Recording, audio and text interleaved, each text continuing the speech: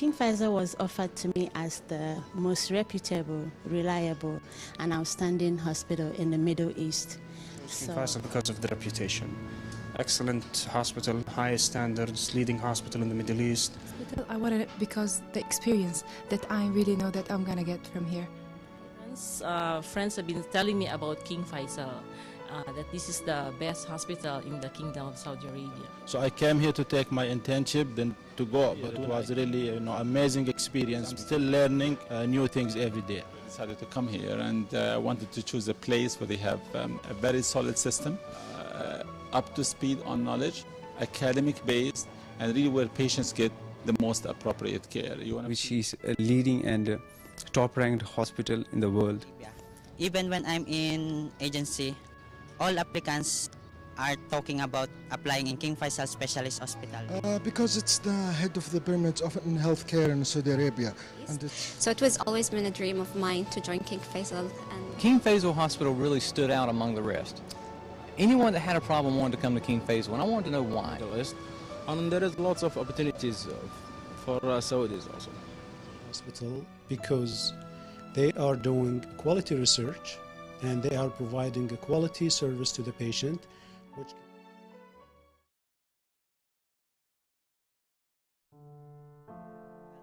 The amenities centers are good with basketball, tennis court. I would like to suggest that they add more courts to accommodate the increasing numbers of employees. And having a hard time to find a place to park my car, that will be, kind of frustrating. In one small room, there are 4 secretaries. Physicians comes in, all crowded. We don't even hear each other, especially when you're on the phone. We do, and also to reduce environmental hazards from too many constructions going on at the same time. Our training center, our materials, our tools that we use it in our department. Dealing with the same number of machines with steady increase of patients. Because I'm working in a pediatric unit, so I would like to provide nursing care for my patient in more friendly environment. That we need more support for the research in terms of financial and for personal. Training. For example, when you first hire your employee, I don't think they have enough training. Every department should have lots of development on training and all, and for all the staffs. Okay, there's a problem here.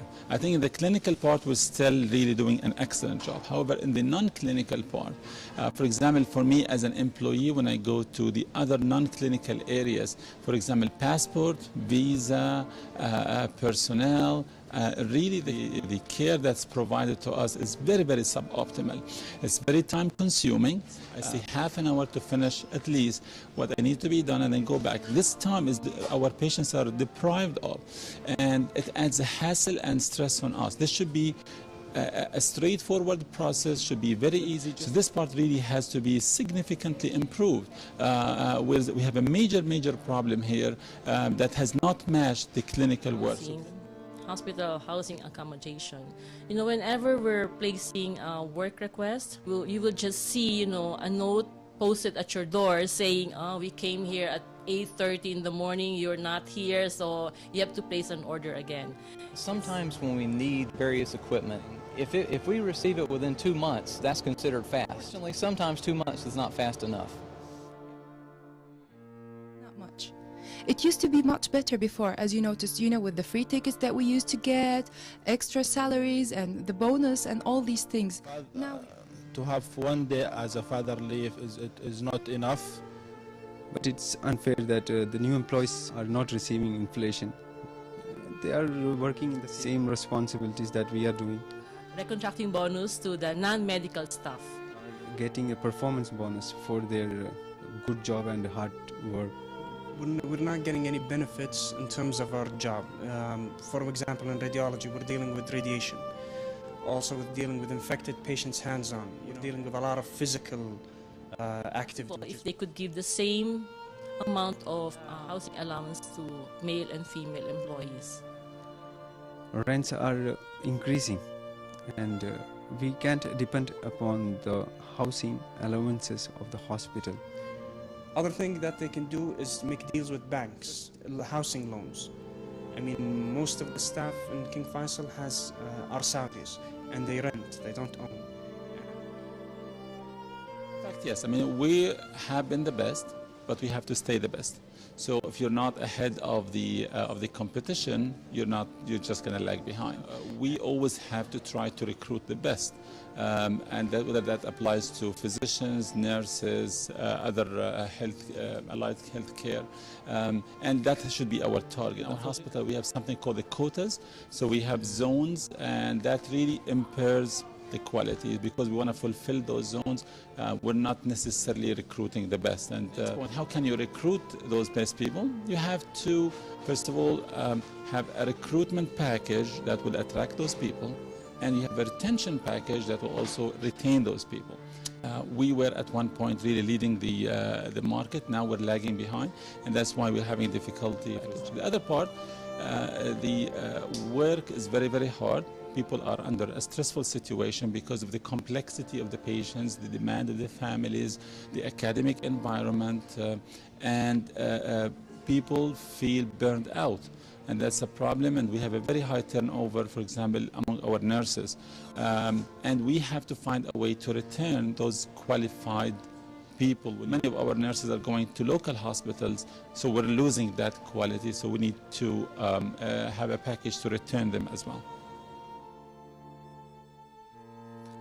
Clearly written job description that will especially include the job title. No, just having, let's say, a 200 riyal an hour overtime for all staff, regardless of step, regardless of grade.